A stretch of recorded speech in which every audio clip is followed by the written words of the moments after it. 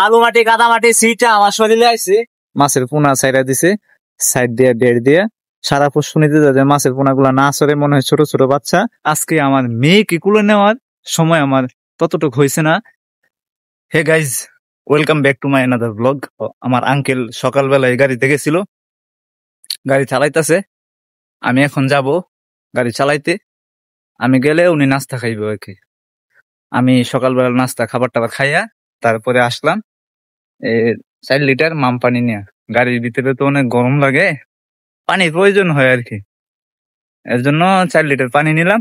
উনি সকালবেলা আইসে, আজকে জুমাবার শুক্রবার, এর জন্য আগে আগে আইছিল যে আজকা জুমার আগ পর্যন্ত গাড়ি চালায়া গাড়ি অফ করে জুমার নামাজ পড়বো আর কি। এর জন্য উনি আগে আইছিল। তো ওইখানে গাড়ি চালাইতেছে একলা একলা বৈশা বৈশা। তো আমি এখন যাবো গাড়ি চালাইতে। আঙ্কেল নাইমা খাইতে যাবে। সামনে ট্রেক, আমি আর ভিডিও করতে পারবো না। আমার জুতা মুতা যা আছে সবগুলা হাতে নিয়ে নিতে হইব। জুতা স্যান্ডেল যা আছে সবগুলো আমার হাতে নিতে হইব। পানির বোতল আছে। তো গাইজ, আমি 1 ঘন্টা গাড়ি চালাইছি। 1 ঘন্টা গাড়ি চালানোর পরে আমার আঙ্কেল খাওয়া দাওয়া করে সকালের নাস্তা করে আবার আইছে। বালু মাটির কারণে পাটা তত সুন্দর হইতেছে না। তারপরে আবার পানি ভিজা মাটিগুলা উঠাইলে চাপ দিলে আস্তে আস্তে সাইড করে নাইমা যায়। তো শুকনা মাটি হইলে নামলো নইলে তো ভিজা মাটি দেখা আস্তে আস্তে এক সাইডে নাইমা যায়। দেখেন, দেখাইতেছে আপনাদেরকে। এই যে এদিক দিয়ে নাইমা যাইতেছে আপনার। তখন ভিজা মাটি আসছিল, তো এদিক দিয়ে নাইমা এই যে ওই দিক দিয়ে রস পড়তেছে, মানে বাইরে বাইরে নিচে দেয়া পানিগুলা নিচে দিয়ে নাইমা দিতেছে গা। পাটটা প্রায় আপনার 3 ফুটের উপরে হইব মোটা, তো নিচে 5 ফিট 6 ফিটের মতো। তো আমি এখন বাসায় যাব। আঙ্কেল গাড়ি চালাইবো। 12:30টার দিকে যখন আজান দিবে তখন আঙ্কেল গাড়িটা অফ করে নামাজের জন্য বাসায় চলে যাবে। তো আমাদের বাসা আর হচ্ছে গিয়ে গাড়ি যে জায়গায় চলে বেশি দূর সময় না, প্রায় 5 থেকে 6 মিনিট হাঁটলেই আমাদের বাসায় যাইতে পারবে। আজকে তো শুক্রবার, জুমাবার ছিল, এর জন্য আমি গাড়িতে একটু কম যাই আর কি। শুক্রবার আসলে আমি গাড়িতে কম যাই, বাসায় একটু সময় দেই। তারপরেও বাসায় থাকি না ততটা, ঘোরাগাড়ি, বন্ধু বান্ধবের সাথে আড্ডা গুড্ডা। সাপ্তাহিক শুক্রবার তো সবারই ছুটি কাটি থাকে। যারা চাকরি করে তারাও বাসায় আসে, যারা কাজ টাজ করে তারাও শুক্রবারে ফ্রি থাকে মোটামুটি। তো তাদের সাথে সময় কাটায়। কিন্তু আজকে আমার মেয়েকে কুলে নেওয়ার সময় আমার ততটুকু হয়েছে না। মানে অল্প একটু সময় হয়েছে, প্রায় 10 মিনিট কুলে নিয়ে কান্দি নিয়ে ঘুম পাতাইছি। এতটুকু সময় আমার আজকে হয়েছে মেয়েকে কুলে নেওয়ার। তার বেশি সময় আজকে আমার মেয়ের সাথে কাটানো হয় নাই। আমি আবার চলে যেতেছি গাড়ির কাছে। এখন বিকাল, খেলার মাঠে দেখলাম যে আপনার মানুষ টানুষ এখনো আসে নাই, আসবে। তো আমিও যদি গাড়ির কাছে আসতে পারি খেলার মাঠে তো আসবো, না আসলে গাড়ির কাছে থাকবো। আমি যখন যেখানে থাকি তখনই সেখানের ফুটেজ অথবা আমার লাইফ স্টাইল, আমার সিম্পল লাইফ গুলা আপনাদের সামনে শেয়ার করার চেষ্টা করি এবং করব। আমার চ্যানেলে যারা নতুন আছেন আমার চ্যানেলটাকে সাবস্ক্রাইব করে রাখবেন। সাইডে একটা পুকুর আছে, এই পুকুরটা আমাদের কাটার কথা ছিল এক্সকাভেটর দিয়ে, কিন্তু এটাতে পানি কমে না। এখন তো বর্ষার সিজন, পানি তল দিয়ে উঠে যায়, যার কারণে পানি একবারে শুকায় না। এটাকে কাটা হয় নাই, কিন্তু তারা এখন ওই পাশে মোটর বসায়া পানি দিয়া তারা মাছের পোনা ছাইরা দিছে সাইড দিয়ে ডের দিয়ে।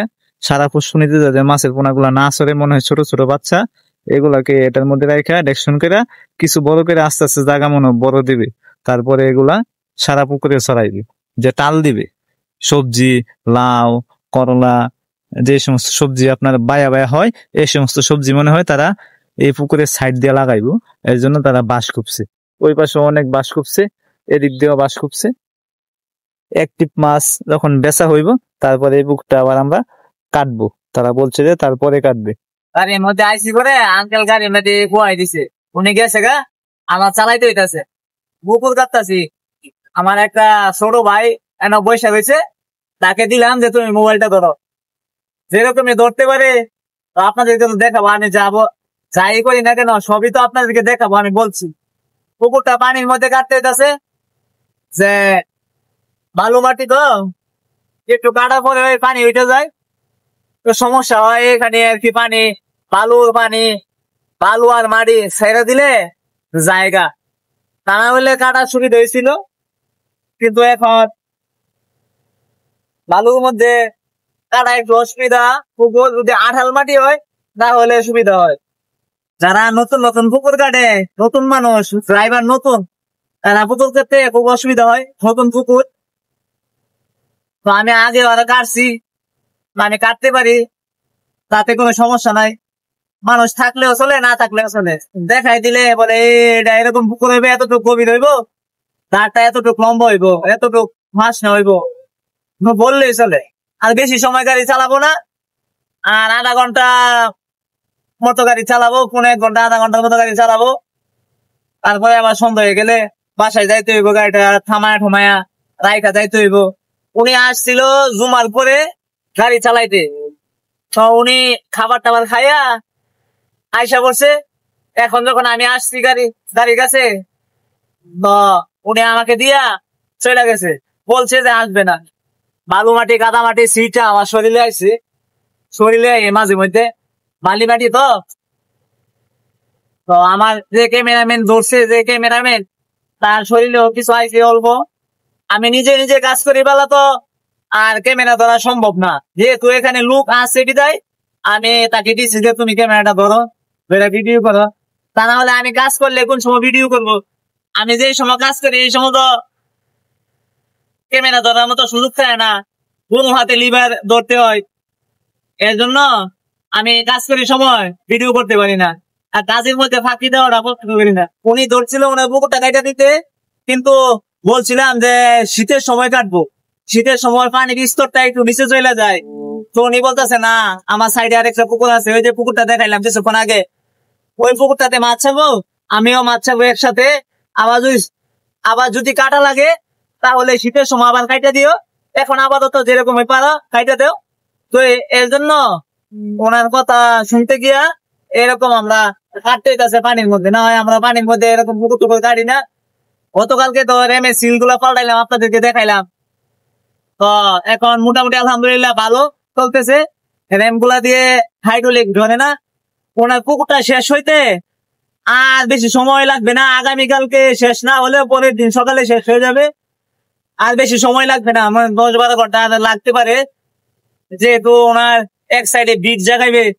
পুকুরে যে মাটিগুলা বেশি হয়েছে, এই মাটিগুলা উঠাইতে টানে টানে উঠায় একটা বীজ জাগান লাগবে, যে যাতে সাইডে একটা ঘর হয়, আদার মাছের খাবার টাবার এগুলা আরো কিছু সরঞ্জাম যাতে পুকুরের সাইডে রাখতে পারে, এর জন্য উনি একটা বীজ জাগাইবে। এগুলা হচ্ছে গিয়া কৃষকের কষ্ট, কত কষ্ট করে তারা এই ধানগুলা লাগায়। 3 মাস পরে ফসল আসে, অনেকগুলা টাকা খরচ, মেহনত, অনেক কিছু, ধৈর্য, তারপরে হয় কি না হয়, আল্লাহ কি দেয় নাকি না দেয়, মানে অনেকগুলা আশা ভরসা থাকে। তারপরে 3 মাস পরে এগুলা নিয়ে ফসল হয়। এই জমিটার মধ্যে অনেক আগাছা হয়েছে, দেখা যায় ধানের মতো অনেক আগাছা হয়েছে, আগাছা গুলা পরিষ্কার করে দিলে আরো জমিটা ভালো হইব। তো গাইজ, আজকে অনেক গাড়ি চালাইলাম, আঙ্কেলও চালাইলো, দুজনে মিলা জিলা চালাইলাম। তার মাঝে আমার মামাতো ভাই ছিল, হাই বলো। হাই। সেও ছিল গাড়িতে, তাকে ক্যামেরাম্যান বানাইছি আজকে। তো এখন বন্ধ করে অফ করে জমি দেখা চলে এলাম। মানুষ কৃষকরা কত কষ্ট করে, অনেক ওয়েট করার পরে ফসল আসে। তো এখন বেলাটা অন্ধকার হয়ে যেতেছে, আমি আর বেশিক্ষণ ভিডিও করব না। আমার ভিডিওটা আজকে এই পর্যন্ত থাকবে। Thank you so much for watching, bye by.